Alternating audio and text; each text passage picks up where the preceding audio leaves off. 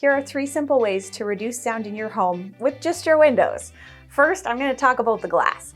We have a thicker glass and a thinner glass, and we call it dissimilar glass. With this difference in glass thickness, the thinner glass will take out those high-pitched sounds, and the thicker glass will take out those low sounds, which is great for soundproofing. Second, we have something called laminate glass, kind of like on your windshield of your car.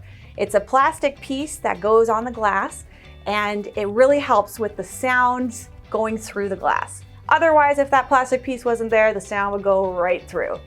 And number 3 is gotta be the installation quality. You might know this, we maybe have been in the business for about 38 years, so we know a thing or two about installation. You wanna make sure all those seals are properly done and there's no air going in and out. Any other questions? Feel free to ask. Have a good day.